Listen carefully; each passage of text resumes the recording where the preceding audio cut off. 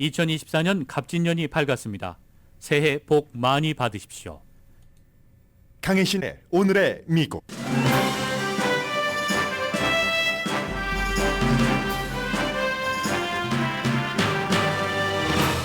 보잉 747기가 엔진에 이상이 생겨 비행 중 공중에서 불길을 발사했고 긴급 착륙했습니다. 화물기였고 마이애미 공항에 비상 착륙했습니다. 영하의 날씨로 이번 주말 국내선과 국제선 운항 취소와 시간 변경 비행기 편이 현재 2,000편이 넘습니다. 이번 겨울 폭풍으로 인한 사망자는 지난 2주일 동안 45명이나 됩니다. 연방 하원 의장이 민주당 표를 활용해서 연방정부 폐쇄를 막는 임시법안을 통과시켰습니다. 극보수 공화당 하원 의원들은 민주당과 협상했다는 이유로 존슨 의장직 박탈 시도를 하려다 일단은 멈췄습니다. 그러나 하원 의장 자리는 오늘은 무사하지만 내일은 모릅니다. 니키 헤일리 공화당 예비선거 후보가 미국은 인종차별이 한 번도 없었던 국가라고 한 말에 대해서 직접 해명했습니다. 그 말을 한 의도는 옳은 일을 하자는 것이었다고 밝혔지만 해명 과정에서도 꼬였습니다. 트럼프 전 대통령은 모든 형사 기소에서 면책 특권을 받아야 한다고 유권자를 세뇌 내지는 유권자에게 호소하고 있습니다. 예비선거에서는 사퇴했지만 나름 힘을 쥐고 있는 사람은 팀 스캇 연방 상원 의원입니다. 트럼프와 헤일리 두 사람이 한때 라이벌이었던 그에게 그의 지지를 받기 위해서 공을 들이고 있고 팀 스캇의 지지가 예비선거를 일찍 끝낼 수 있는 확률도 있습니다.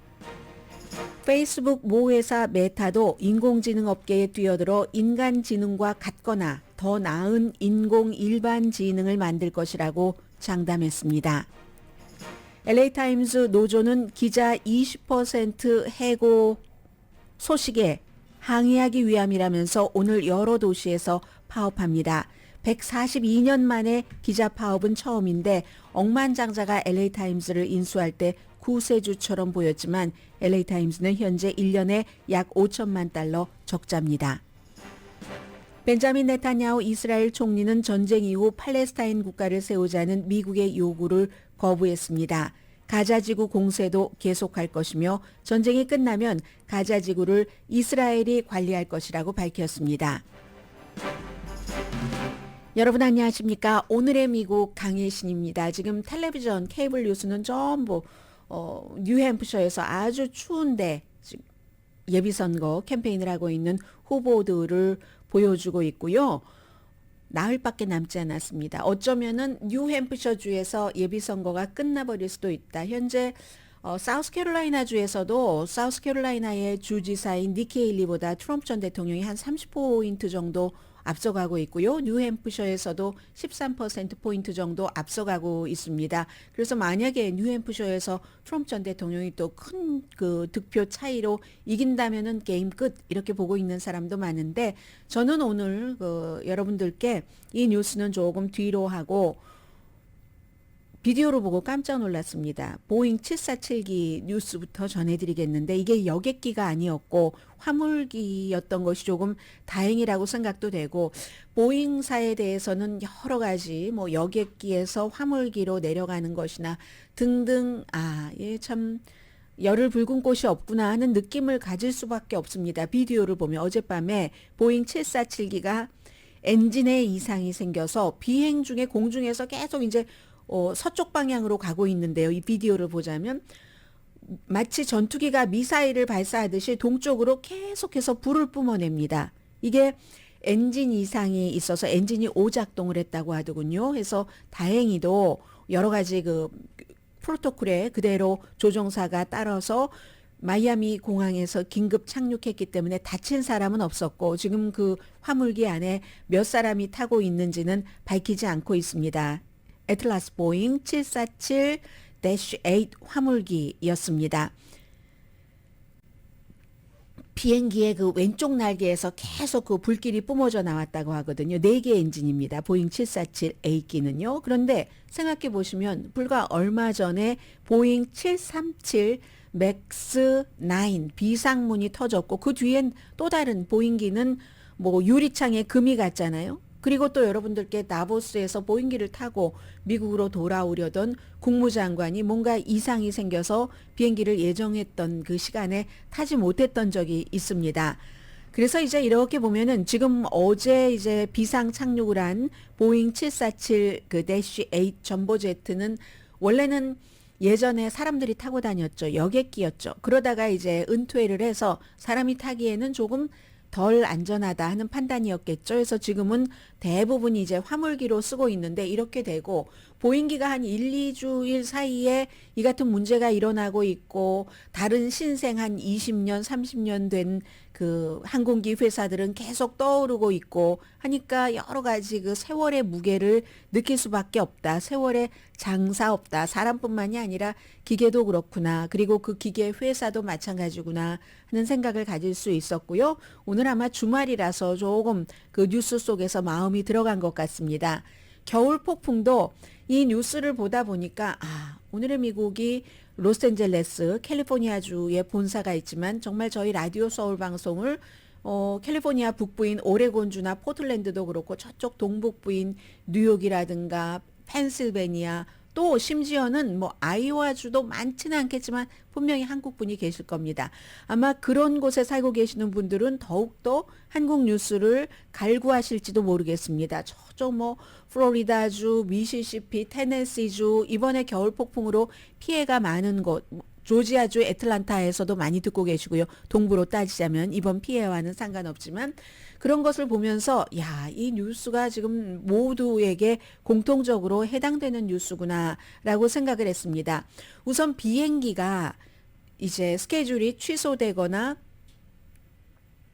연착되거나 하는 것들이 굉장히 많죠. 오늘 뭐 이른 새벽부터 지금 제가 뉴스를 준비하는 당시에 2,000편 이상이었으니까 뭐 비도 오고 바람도 불고 겨울 폭풍이요 한 것으로 더 늘어났으리라고 생각이 되는데 1,150편 국내선 국제선 다 뭐 미국으로 들어오는 거 뭐 미국에서 나가는 거 다 마찬가지고 비행 스케줄이 변화된 게 그런 거고 그리고 한 800여 편이 아예 취소가 됐습니다. 이 비행기 편이 취소가 되면 그렇지 않아도 지금 보잉기가 여러 가지 검사를 받느라고 운항이 되지 못하고 있는 상황에서 엉망진창으로 지금 엉겨버리는 겁니다. 가장 큰 영향을 받는 공항은 뉴욕의 라구아디아 공항이고요. 변동이 심합니다. 뭐 워싱턴 DC의 레이건 공항도 마찬가지고 뉴욕의 리버티 국제공항도 지금 이제 그 공항을 이용해서 이쪽으로 서부 쪽으로 오시는 분들도 계실 테고 또 서부에서 그쪽으로 가족들을 만나러 가시는 분들도 전부 비행 스케줄 직전까지 체크를 하시고 집을 떠나셔야지 됩니다. 미국에서 이제 가장 국내선에서 비행기 스케줄 취소가 많은 것은 유나이티드 에어라인이죠. 그리고 이제 뭐 사우스웨스트도 마찬가지고 또 이제 특히 기종이 보잉 기종일 때 뭐 여러분들 특히 조심을 하셔야지 되고요. 중부 뭐 서부 동북부 저녁에 겨울 폭풍이 너무 심하게 딱 그 닥쳤습니다. 북극 바람이라고 할 수 있겠죠. 빌딩도 손상됐고 사람이 숨진 분들이 지난 2주일 사이에 45명이나 된다고 하고 45분이요. 당연히 정전이 있죠. 이번 주말까지 이어지고 캘리포니아주에 있는 뭐 태평양 북서부부터 동북부 미시시피까지 다 연결이 됩니다. 오틀랜드가 아니라 오레곤주의 포틀랜드요. 포틀랜드의 그 얼음 폭풍이 6일째 그곳에 눈이 내리던가 비가 내리던가 지역에 따라서 한다면서요. 그래서 지금 오레곤주에서 저희 라디오 서울 방송을 듣고 계신 여러분들 비상사태 선포됐다는 것 들었습니다. 주차된 차에 송전선이 떨어져서 세 사람이 숨지고 아이만 지금 구조가 됐는데 그게요. 차가 주차됐는데 송전선이 떨어져서 어떻게 라고 생각하실 수 있겠지만 차를 주차를 하고 남자 성인이 아이를 안고 있었습니다. 아기를 안고 있었고 그리고 여자친구 21살, 15살 남동생 이렇게 앉고 있는데 송전선이 차에 떨어져서 사람의 발은 땅에 있었죠. 그런데 몸이 자동차 철에 닿은 겁니다. 철에 닿았으니까 그게 이제 전기가 그렇게 감전된 거죠. 하니까 그걸 보고 또 동생과 여자친구가 구하려고 하다가 같이 숨져 버렸습니다. 그리고 이 남자가 안고 있던 아이만 발이 땅에 닿은 것도 아니고 그리고 뭐 이 자동차에 닿은 것도 아니고 하니까 살아났다 하는 전기가 흘러서 지금 이렇게 됐고요. 시애틀에서도 그 굉장한 지금 뭐 여러 가지 날씨로 인한 어려움을 겪고 계시는데 워싱턴주에서 전체적으로 5분이 추위로 숨지셨고 캔사스에서도 18살 소년이 자동차에 갇혀 있다가 뭐 어찌어찌해서 뭐 도랑에서 시신으로 발견이 되고 테네시 같은 경우는 이때쯤 뭐 겨울 폭풍 폭설이 내리는 게 그다지 뭐 흔하지는 않은 일이라면서요. 그런데 이 테네시주에도 9인치 이상의 눈이 내리니까 14명이 숨지셨습니다. 트럭 기사가 프리웨이에서 트레일러에 밀려 들어갔고 그리고 이제 한 분은 지붕 청소를 하다가 그 스카이라이트 있죠? 거기로 이렇게 떨어져서 숨지신 분들이 계시고 집 안에서 저체온증으로 사망하신 분도 계십니다. 펜실베니아 도시잖아요. 무슨 뭐 벤이 추락을 하고 역시 트레일러가 사람을 들이받았는데 미끄러우니까 들이받았겠죠. 그런데 이게 우리가 그쪽 지역에 살고 있지 않더라도 여행객, 관광객 5명이 이 사고로 숨졌습니다. 그래서 지금 뭐 하늘에서는 지난주보다는 그래도 조금 낫네요. 지난주에는 한 6천 평 정도가 비행기가 결항이 됐는데 이번 주에는 그 정도는 아니지만 여러 가지 뭐 지금 미주리주, 캔사스주 전부 뭐 이번 주말에 영하인 건 물론이고요. 며칠 전에 아이오와주에서 선거가 치러질 때 영하 20도 뭐 30도였던 곳도 있다고 하는데 이번 주에도 30도인 곳 많고요. 시카고, 피츠버그, 워싱턴 DC, 뉴욕 전체적으로 지금 미국의 18개 주에서 인구로 따지면 한 1억 5천만 명 정도 1억 1,500만 명이네요. 1억 1,500만 명에게 영향이 가니까 이렇게 되는 경우는 뭐 한 3명 가운데 1명보다도 더 많은 거잖아요. 그 정도로 지금 이 겨울 폭풍, 북극 바람 영향을 받고 있습니다. 저기압이 있고 뭐 사이클론이라고 말할 수도 있겠고요. 그래도 이제 다음 주에는 우리가 이럴 때 해빙이라는 단어가 딱 맞겠네요. 조금 나아진다고는 하는데 캘리포니아주는 보니까 내일, 토요일, 일요일, 월요일 전부 폭우가 내리고 아무튼 그러다가 며칠 괜찮다가 목요일쯤부터 다시 지금 기온이 내려간다고 하거든요. 그러니까 여러분들 조심하시고요. 캘리포니아주에서 지금 뭐 제가 잘 알고 있는 사람 가운데서도 분명히 1월 1일에 감기가 걸려 있었습니다.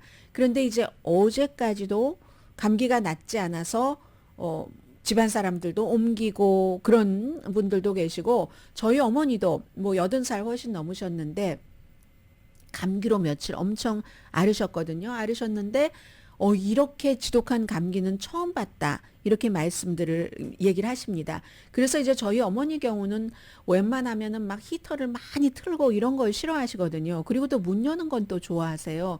그래서 저는 어떤 때 엄마한테 막 화내고 그러거든요. 이번에도 문을 열어놓으니까 그렇지 하면은 또 뭐 그래도 춥게 지내지는 않았어 라고 얘기를 하는데 조금 나의 스타일과는 다르다 할지라도 이 정도로 뭐 겨울 폭풍과 기온 차이도 심하고 할 때는 웬만하면은 가능하면은 뭐 우리가 여러 가지 몸을 따뜻하게 할 수 있는 방법이 있잖아요. 중앙 난방식이 아니더라도 작은 뭐라도 있고 아니면 그것도 뭐 나를 데워주는 무엇이라도 없을 수 있는 분들도 저는 계시다고 생각이 됩니다. 비싸잖아요. 요즘에 몇십 달러, 몇백 달러를 뭐 누구나 다 쉽게 쓸 수 있는 건 아니니까 그런 경우에는 나는 양말은 죽어도 못 신어 하시는 분들이라도 꼭 양말이라도 신으시고 따뜻하게 해서 적어도 감기는 걸리지 않아야지 되겠고 다른 지역, 낯선 지역에 갈 때는 캘리포니아주도 지금 비도 내리고 하니까 운전도 조심하시고 웬만하면은 좀 집에서 밀린 일도 하고 저도 이제 주말부터 앞으로 일주일 동안은 밀린 일이 무척 많거든요. 그런 일도 조금 하려고 합니다. 아무튼 지금 미국은 다음 주 화요일이 뉴햄프셔에서 너무나 중요한 공화당의 예비선거가 있는데 그 예비선거 전에 추위부터 지금 견뎌야지 되고 뉴햄프셔도 뭐 역시 다음 주까지도 추울 수 있겠네요. 여러분들 겨울에 감기 걸리시면 큰일 납니다. 올해는 정말 조심하십시오.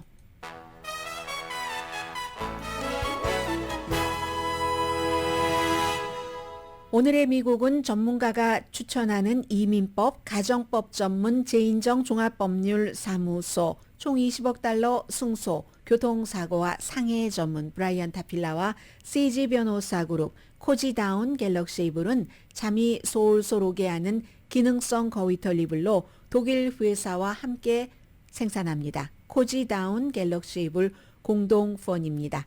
자, 잠시 뒤에 오늘 미국의 본격적인 탑뉴스 전해드립니다. 잠시 뒤에 전해드릴 탑뉴스의 맨 마지막에는 사람이 잠시가 될 수도 있고 그걸 계기 삼아서 정말 중요한 인물로 떠오를 수도 있잖아요. 한 사람이 사실은 지금 침울한 상황인데 여기저기서 러브콜을 받아서 굉장히 중요한 역할을 할 수 있는 시점이기도 하고요. 니키 헤일리가 미국은 인종차별이 한 번도 없었던 국가입니다. 여기에 대해서 해명을 하는데 저에게는 클리어하게 I got it 이런 말이 안 나오거든요. 잠시 뒤에 전해드립니다.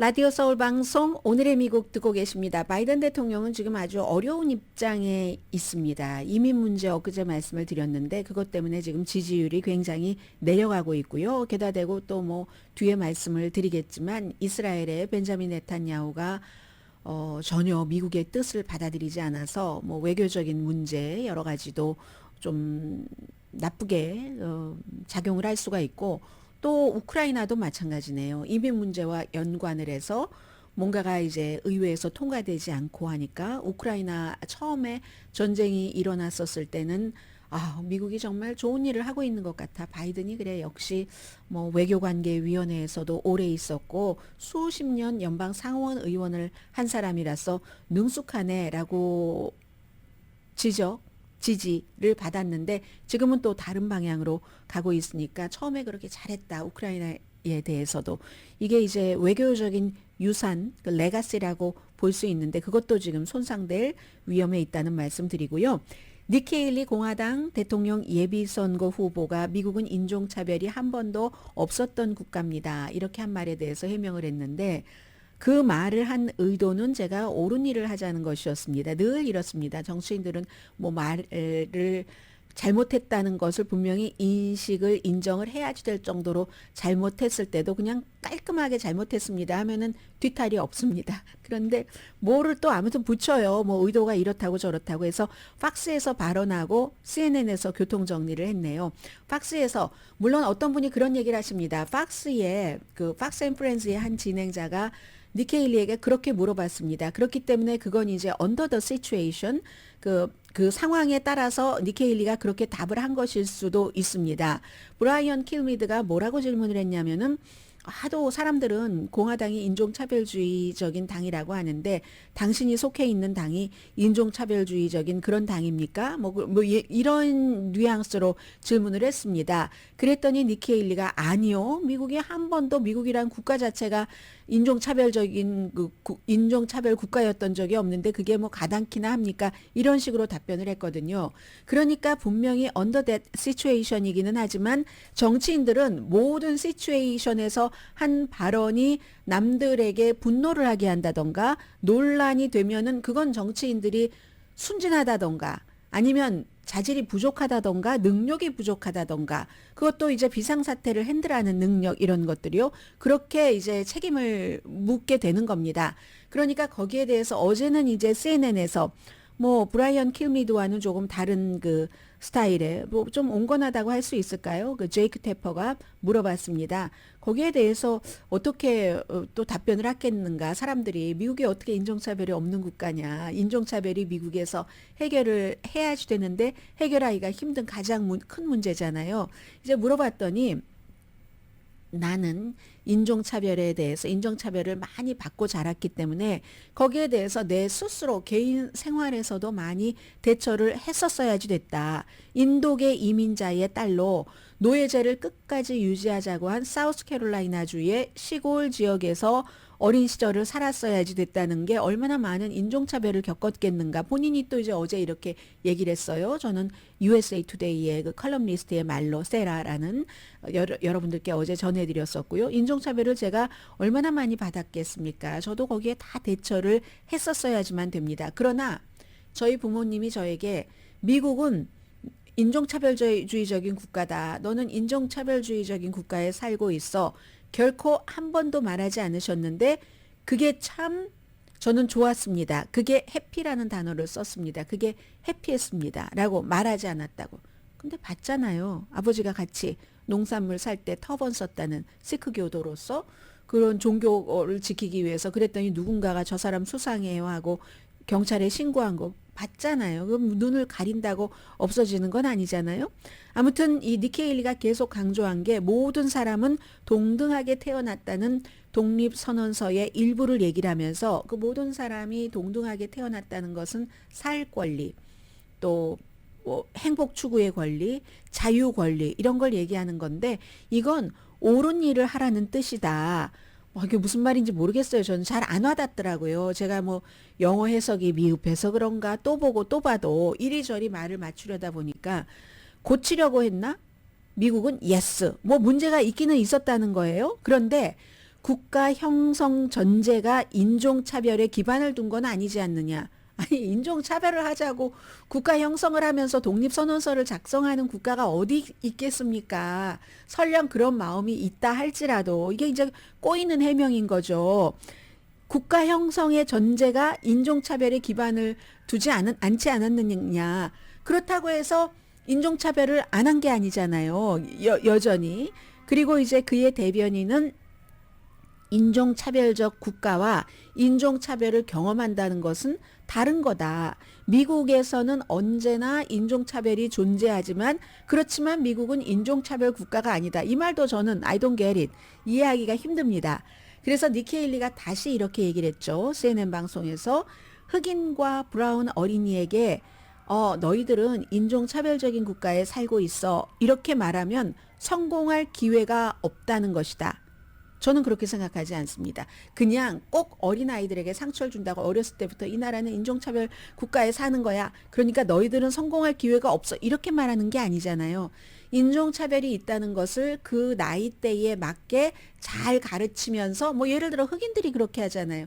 아주 뭔가 호르몬이 많이 나오는 젊은 아이들에게 보이를 뒀으면 경찰이 뭔가 너에게 어떠한 것을 명령을 내리면 그 명령이 부당하다고 생각할지라도 일단 경찰의 모든 명령에 다 예스 하고 따르고 그리고 절대로 손을 뭐 어디 내리거나 하지 말고 운전하다가 스탑 정지 명령을 받으면 꼭 손을 보이게 해라.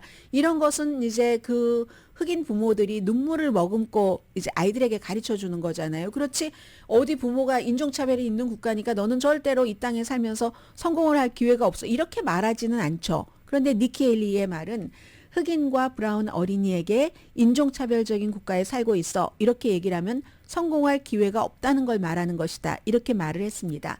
그리고 토마스 제퍼슨의 독립선언서 초본에도 킹 조지 3세를 많이 비난을 했는데 초본에는 노예무역제를 지지하고 그리고 미국에 뭐 세금도 많이 내라고 하고 자유를 박탈하고 등등. 그런데 그 문장이 2차 대륙회의에서는 삭제됐다. 이것도 꼬인 거죠. 킹 3세의 그 같은 폭정에 대항하기 위해서 미국이 영국으로부터 독립한다고 하면서 독립전쟁 한 것을 누구나 다 알고 있습니다. 아무튼 그러면서 니키 헤일리는 내 마음과 모든 사람의 마음은 우리는 최고의 나라에 살고 있다는 그거다. 그건 인정하고요. 근데 모든 것은 다 과정이다. 갈 길이 멀다. 고칠 길이 아직도 멀다. 그런데 이 우리의 나라를 만든 그런 그 나라를 만든 사람들은 최고의 의도가 우리 시작하는 그 관점에서 인종차별적인 국가를 만들자고 한 게 아니다. 계속 꼬입니다. 저는 정말 I don't get it. 그래서 그 꼬인 스텝을 깔끔하게 풀지 못했다. 그 원인을 저는 충분히 이해가 됩니다. 미국에서는 일부는 공화당 베이스에서는 나이가 특히 많이 든 백인 가운데서는 백인이라는 것에 굉장히 특권의식을 느끼고 그 특권의식이 다른 소수 인종들의 숫자가 늘어나면서 또 그들의 교육 수준 또 수입 같은 것이 늘어나면서 나를 위협한다고 느끼고 있는데, 그러니까 그런 사람들은 이민도 싫어하고 소수인종도 싫어하는 경우가 많습니다. 그러니까 그 사람들을 전혀 신경 쓰이지 않게 하면서 이 본인이 한 말을 풀려고 하니까 이렇게 꼬이는 거죠. 그래야지 될 때도 있습니다. 정치인이니까 양쪽의 표를 다 받아야지 되는 경우도 있고, 그래야 할 때가 있고, 어느 정도는 조금 분명하게 선을 그어야지. 그래야지만 이제 그들도 높여주는 거잖아요. 백인이어서 분명하게 지금까지 어느 정도 특혜를 누린 것도 사실이지만, 뭐 그런 것도 사실이고, 또 백인이 갖고 있는 장점이 또 많은 것도 사실이지만, 사실은 모든 인종은 평등한 거다. 이런 식으로 이제 저쪽을 끌어올려야지, 저쪽이 특권이 지금 줄어들고 있어 하는 것을, 그 불안감을 채워주기 위해서 저길 만족시키고 뭐 이렇게 하려고 하니까, 이래서 때로는 많은 사람들이 니케일리에게 영리하고 합리적이긴 하지만 상당히 기회주의자적이다라고 얘기들을 합니다. 그래서 아마 이 말이 나오는 것 같다, 뭐 이런 생각도 조금 들었고요. 이게 이제 니케일리 말을 이렇게 오래 한 것은 다음 나흘 뒤에 있는 뉴햄프셔의 예비선거에서 과연 본인 자신이 에이시안계 여자로서 그 공화당에, 좀 먼 거잖아요. 물론 에이시안계 여자 많습니다. 공화당에. 뭐 우리 한인들도 있잖아요. 그런데 에이시안계 여자들이 공화당에서 활동하려면 백인 여자 공화당보다, 백인 남자 공화당보다 때로는 훨씬 공화당의 그 정강이나 공화당의 이념을 나는 백인 남자, 백인 여자보다 더 강하게 지지해 하는 것을 보여줘야지 되는 그런 어려움과 서름이 있다고 저는 짐작을 합니다. 니케일리도 마찬가지 입장인 겁니다, 지금. 그래서 어려운 거죠. 그 자체가 특권이잖아요. 백인인 것, 백인 여자인 것, 백인 남자이면 더 특권인 거죠. 이런 정치계 분야에서도 트럼프 전 대통령은 계속 사람들을 설득을 시키려고 합니다. 아니면 세뇌.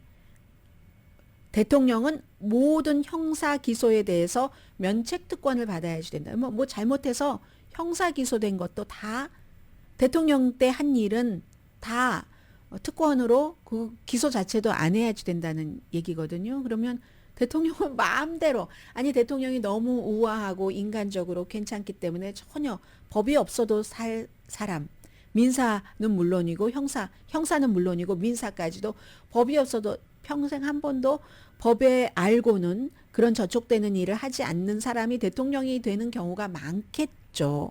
그러나 사악한 마음을 가진 사람이, 아니면 도덕심이 좀 부족한 사람이 대통령이 됐는데, 대통령은 뭐 형사 모든 기소가 다 면책이 하면 어떻게 하겠어요? 그리고 돈 욕심이 있는 사람이 그렇다면 돈을 벌려고도 할 테고, 권력 욕심이 너무 지나친 사람은 그 권력을 지키기 위해서 뭔가를 할 테고. 근데 대통령은 모든 형사 기소에 대해서 대통령이었을 때 한 일에 대해서는 면책 특권이 있어야지 된다를 요즘 계속 강조합니다. 그리고 불행한 것은, 슬픈 것은, 이렇게 트럼프 전 대통령이 얘기를 하면은, 아이 그건 아니지, 사람이 뭐 죄를 짓고 산 사람이, 일반인들도 좀 그런데 어떻게 대통령이, 그건 아니지라고 생각하는 게 아니라, 트럼프 전 대통령을 지지하시는 분들은 올소라고 얘기를 합니다. 뭐 전에 주택부 장관을 지냈던 벤 칼슨 같은 사람이요, 시암 쌍둥이를 최초로 분리 수술하는데 성공했었던 그 사람, 뭐 거의 뭐 트럼프를 예수에 비유하기도 하잖아요. 그런 분들이 많습니다. 특히 아이오와주에서 많았죠. 그래서 지난번에는 트럼프 전 대통령이 테드 크루즈라는 텍사스주의 연방 상원의원, 당시에 티파리 지지를 많이 받았고 조직의 힘이 엄청 컸었죠. 그때 졌었을 때 그 예비선거에서 2016년도에 그때는 지지율 23%를 받았거든요. 근데 이번에는 51% 받았잖아요. 배 이상 받았습니다. 그렇게 생각하는 사람, 트럼프의 추종자가 더 늘어났다는 얘기입니다. 적어도 아이오와주에서는. 그리고 워싱턴주요, 캘리포니아주와 뭐 비슷하네요. 결론적으로는 판사가 워싱턴주에서 뭐 여러 가지 이유로 트럼프 전 대통령을 예비선거에서 자격이 없다고 투표용지에서 이름 빼는 거 아니다, 이 이름이 올라간다 하는 판결을 내렸고요. 그리고 트럼프 전 대통령에 유리하게 돌아가는 것도 많이 있습니다. 연방 판사가 선거 결과를 바꾸려고 전복하려고 시도했던 1월 6일 그 사건의 혐의에 대한 재판을 조금 연기할 수도 있다는 뜻을 시사를 했습니다. 이건 이제 트럼프 전 대통령이 그렇게 욕하는 타냐 그 푸트칸 이 추트칸이죠. 타냐 추트칸 워싱턴주의 판사인데 왜냐하면 모든 건 법 절차대로 해야지 되는데 뭐 하려고 했는데 트럼프 전 대통령이 12월 달에 항소했잖아요. 우리 뭐 준비하는데 시간 걸리고 뭐 이렇게 하는데 거기에 따라서 판사도 재판을 연기할 수도 있다. 그러면 3월 5일이 슈퍼 튜스데이인데 하루 전인 3월 4일에 시작하려던 그 재판이 연기될 수도 있고요. 그리고 이제 지금 제일 중요한 것이라고도 볼 수 있는데 팀 스캇이라는 연방 상원 의원이 사우스캐롤라이나주의 연방 상원 의원입니다. 이 사람이 처음에 상원 의원이 된 건 사우스캐롤라이나주는 최초의 유색 인종 그것도 여자 주지사를 니키 헤일리로 선택을 했고 니키 헤일리가 주지사였을 때 상원 의원 자리가 비었어요. 비었을 때 팀 스캇이라는 아프리칸 아메리칸을 이것도 정말 기록적이었죠. 아프리칸 아메리칸을 그 자리에다가 딱 주지사가 권한이 있으니까 임시로 딱 놓습니다. 그런데 팀 스캇이 너무 잘했어요. 공화당으로서 니키 헤일리도 공화당인 것처럼 공화당으로서 너무 잘해서 이 팀 스캇은 본인은 흑인인데 나는 한 번도 인종차별을 받아본 적이 없다고 얘기를 합니다. 그러니까 사우스캐롤라이나주에서 되는 거고요. 니키 헤일리와 말하자면 같은 거죠. 미국은 인종차별주의 국가였던 적이 없다. 그렇게 얘기를 했고 그래서 임시로 딱 했는데 이 사람이 잘했어요. 유권자 마음에 들게 해서 그 뒤로 이 연방 상원 의원 자리를 유지하고 있습니다. 처음에 미국에서 공화당 예비선거 후보가 뭐 많았죠. 10명도 넘었었던가요. 그때 사우스캐롤라이나주에서 2명이 나왔는데 한 사람은 니키 헤일리 그리고 또 한 사람은 팀 스캇 이런 서로 그런 관계에서 그렇게 나왔었는데 지금 니키 헤일리와 이 트럼프 전 대통령이 전부 팀 스캇에게 전화를 걸었답니다.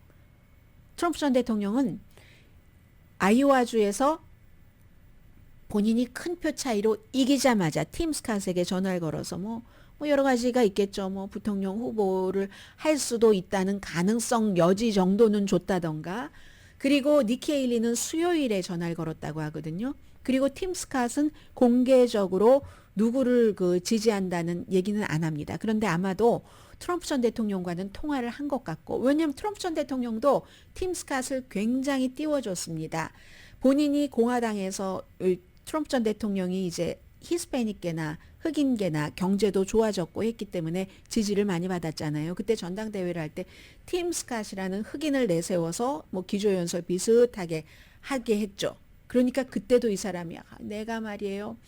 우리 할아버지 아직도 살아계시는데 노예 농장에서 목화 농장에서 일했던 사람인데 살아 생전에 제가 연방 상원 의원이 됐습니다. 미국에 무슨 인종차별이 있습니까? 본인이 잘하기만 하면 이렇게 얘기를 했잖아요. 그 자리에 세워준 사람이 트럼프 전 대통령이죠. 그래서 트럼프 전 대통령과는 전화 통화를 했고 니키 헤일리와는 문자만 주고받았다고 하는데 린지 그레이엄 냄새 잘 맡는 사람입니다. 트럼프 전 대통령이 이제 후보가 될 것으로 믿고 있는 것 같아요. 그래서 이 팀 스캇에게도 전화를 걸어서 이 트럼프를 지지해 달라고 열심히 지금 운동을 하는 것 같고 론 디샌티스는 아예 전화를 안 했답니다. 어차피 안 해줄 것도 알고 뭐 이런 여러 가지가 있지 않겠어요. 아무튼 그래서 이제 이렇게 얼마 전에 처음에는 팀 스캇이 예비선거 후보로 올랐을 때 저도 여러분들께 말씀을 드렸습니다. 이 사람이 예비선거에서 이기고 후보가 될 가능성이 그 제1회로로 있는 게 아니라 트럼프나 다른 사람이 떨어지고 만다면 왜냐하면 이 사람이 그 이슈가 굉장히 온건했기 때문에 그래서 일찌감치 사퇴를 할 수밖에 없었는지도 몰라요. 요즘 미국은 굉장히 극적인 당파적인 이런 곳이기 때문에 좀 온건한 메시지, 좀 점잖은 메시지를 내는 사람이 별로 주목받지 못합니다. 그래서 이제 일찌감치 사퇴를 하고 이렇게 있는데 양쪽에서 지금 현재로서는 니키 헤일리 아니면 트럼프잖아요. 트럼프가 후보가 될 확률이 훨씬 높아 보이지만 그렇게 되는 경우 막 이렇게 구애를 했을 때 화요일이 뉴햄프셔의 아주 결정적인 그 선거인데 월요일에 아주 극적으로 내가 트럼프를 지지합니다. 아니면 내가 니키 헤일리를 지지합니다. 하면은 또 이 팀 스캇을 지지했던 사람도 그렇고 그 자체가 굉장히 핫한 뉴스가 되기 때문에 어느 후보에겐가 팀 스캇의 지지를 받은 사람은 좀 좋은 그런 영향을, 꿀을 가져갈 수도 있겠죠. 월요일 뭐 직전에 발표할 가능성이 높아 보이기도 합니다. 그리고는 또 이 팀 스캇이 또 중요한 것은 사우스캐롤라이나주의 지금 연방 상원 의원이기 때문에 사우스캐롤라이나주에서도 굉장히 중요할 수 있고, 트럼프가 만약에 뉴햄프셔에서 엄청나게 큰 표 차이로 니키 헤일리를 이기면 여기서 게임은 끝난다라고 보는 사람이 많고, 아니면 지금 보면은요, 뉴햄프셔가 Real Clear Politics의 여론조사 결과 약간 중도 우파 성향이에요. 이 매체는. 그러면은 뉴햄프셔에서는 트럼프 전 대통령이 13.5% 앞서가고, 그리고 사우스캐롤라이나주에서도 30% 앞서간다고 하거든요. 니키 헤일리보다. 니키 헤일리의 주인데도 전국적으로는 트럼프 전 대통령이 61% 지지를 받고, 이렇게 되는 거 보면은 어쩌면 뉴햄프셔에서 사람들이 마음을 돌릴 수도 있다. 왜냐하면 지금 니키 헤일리에게 한때 막 이렇게 신경을 썼었던 그런 그 뭐 헤지 펀드의 큰손이라든가 은행가의 큰손 같은 사람들이 뉴햄프셔를 한 번 더 봐야지 되겠어, 니키 헤일리에게 돈을 더 주려면, 이렇게 지금 벼르고 있거든요. 트럼프가 된다면 괜히 돈 낭비할 필요 없다고 돈 계산을 하는 거겠죠. 자, 잠시 뒤에 로스앤젤레스 타임스의 파업이 저는 조금 주목되고요. 이것도 제가 뉴스를 못 전해드렸네요. 빨리 가야지 되겠는데요.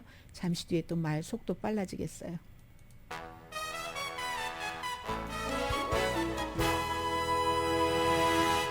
라디오 서울 방송 오늘의 미국 듣고 계십니다. 로스앤젤레스 타임스가 뭐 제가 개인적으로 느끼기에는, 저는 뭐 많이 인용하지는 않습니다만 로컬 것은 또 항상 무슨 일이 있는가 보기는 합니다. 전보다는 퀄리티가 많이 떨어진 게 사실입니다. 그동안에 이제 비용 절감 같은 것을 많이 했기 때문에 142년 역사상 오늘 처음으로 기자들이 대규모 이제 그 파업을 하는 거죠. 목요일 날에 그 정확하게 몇 명이다라고 얘기를 하진 않았지만 잘 사정을 아는 사람에 따르면 지금 100명 정도 기자를 해고한다고 하거든요. 그러면 전체 그 뉴스룸에서 20%를 해고하는 겁니다. 그리고 지난 6월 달 이후에 74명의 기자를 해고했다고 하니까 그건 또 13%거든요. 그럼 지난 6월부터 지금 사이에 6개월 조금 넘는 사이에 얼마예요? 그러면 33%를 해고하게 되는 거잖아요. 그런데 정확하게 밝히지 않으니까, 그러니까 기자들이 그것을 여러 가지를 요구하면서 오늘 하루 파업을 한다는 겁니다. 중요한 저널리즘의 책임, 능력 같은 것을 훼손할 것이다. 이건 이제 기자들의 얘기고요. 로스앤젤레스뿐만이 아니라 세크라멘토라든가 워싱턴이라든가 이런 데서 일하는 기자들, 그리고 2주일 전에 그 케빈 메리다 그 편집장도 사임을 했었는데 그 뉴스는 전해드리지 못했었어요. 패트릭 순시용 그 사주와 아마 문제가 조금 있었던 것 같습니다. 뭐 기자들이 이스라엘 하마스 이 전쟁에 관해서 뭔가 본인들의 의견을 밝히는 거, 이런 것에 대해서 편집장이 조금 누르려고 했었던 것 같고, 그러니까 이제 이 사주는 그런 거 나에게 알렸어야지 뭐 이런, 그리고 그 밖에 여러 가지가 있었겠죠. 그래서 사임을 했는데 지금 기자들이 요구하고 있는 것은, 말하자면 뭐 시니어 순으로 뭐 해고를 한다던가 이렇게 하지 말아라. 이제 회사에서는 누군가를 해고를 할 때는 봉급 많이 받는 사람을 생각을 하겠죠.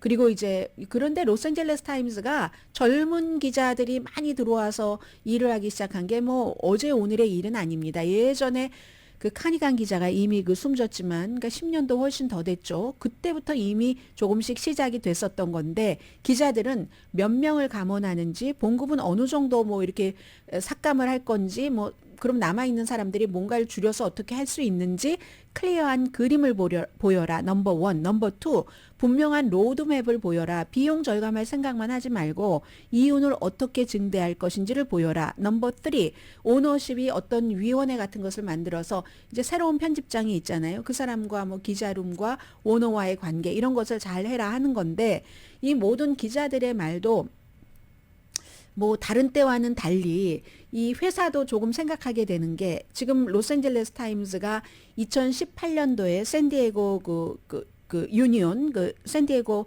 유니온 트리뷴 그 신문과 LA 타임스를 이 그 패트릭 그 순수용 지금의 사주가 5억 달러에 사들였습니다. 그때 LA 타임즈가 너무 힘들었었고 시카고 트리뷴이라는 거대 회사도 야 이걸 어떻게 하지 하던 때 사들였기 때문에 그때는 너무 고마워했죠. 야 이거 정말 우리를 그 억만장자가 우리를 그 구하네. 이 패트릭 순수용 그 부부가 우리를 구하네 했었거든요. 그런데 그 뒤에 이제 언론 환경이 많이 바뀌면서 수익 구조도 바뀌고 수익도 줄어들고 신문이 그러니까 뭘 줄이고 또 줄이고 하니까 또 뭐 재능 있는 이건 오늘 로스앤젤레스 타임즈의 표현입니다. 기자들이 쓴 거예요.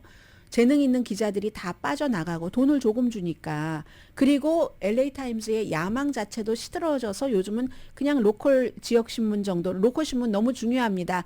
그런데 전에는 목표라는 게 있으니까 로스앤젤레스 신문이 타임즈가 뭐 뉴욕 타임즈, 워싱턴 포스트 막 이렇게 하고 싶어 했었어요. 그런데 그 야망은 접고 로컬로 하고 그래서 또 하나 다행인 것은 이 패트릭 순수용 사주가 로컬을 강화해야지 되니까 소수 인종 기자들은 또 킵하는 선에서 이거는 또 조금 있는 것 같습니다. 그래서 이제 기자들이 오늘 하루 파업을 하고 협상 테이블에서 뭔가 협상을 할 수도 있겠죠. 1년에 뭐 5천만 달러 적자를 본다고 하니까. 그런데 요즘 신문업계는 로스앤젤레스 타임즈만 적자 보는 게 아닙니다. 워싱턴 포스트는요. 1,000만 달러 정도. 로스앤젤레스 타임즈 1,000만 달러가 뭐예요?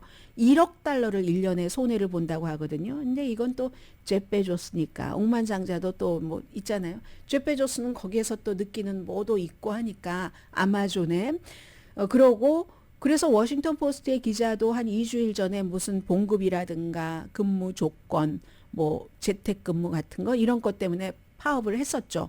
또 뭐 우리 뭐 정신건강 지원 같은 것도 덜 한다 뭐 이런 것들 그리고 워싱턴 포스트는 파업을 할 때 기자들이 파업할 때 꼭 기자들에 대한 것뿐만이 아니라 무슨 창고에서 일하는 사람, 지원하는 사람, 배달하는 사람 이런 사람들에게도 다 무슨 헬스 케어 줘야지 된다 뭐 이렇게 예전부터 그런 식의 그런 것을 했었고 그런데 또 뭐 이윤이 없는 것이 이런 데뿐만이 아닙니다. 제가 제일 좋아하는 잡지, 제일 좋아하는 미국 잡지, 애틀란틱도 요즘 이윤이 안 나거든요. 마이너스로 운영되는 억만장자가 소유한 그런 매체입니다. 코비드 이후에 너무 환경들이 달라졌고 뉴스 환경 자체도 달라졌고 인공지능도 지금 너무 많이 들어갔고 광고는 계속 떨어지고 하니까 지금 이렇게 되는 거죠. 뭐 이런 미디어뿐만이 아니라 구글이라든가 아마존 또 엔터테인먼트 업계의 워너 브라더스, 디스커버리, 월트 디즈니 컴퍼니 전부 뭐 일자리 전부 지금 감원하고 있고요. 그 사이에 또 이 마이크로소프트 구글과 마찬가지로 마크 저커버그가 그 페이스북 그 메타의 마크 저커버그가 이거는 인공지능의 AI의 중간에 G자를 하나를 더 붙이네요. General 일반적인 Artificial General Intelligence 그러니까 인공 일반 지능 거의 모든 분야에서 인간과 거의 같거나 인간 지능보다 낫답니다. 이런 것을 지금 만든다고 하니까 야 무서워요. 요즘 좀 어수선합니다. 마음이.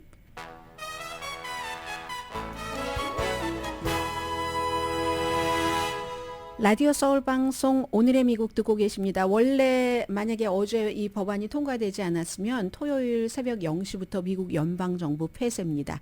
지난 10월부터 지금 세 번째 임시방편 반창고 지출안이 통과되고 있어요.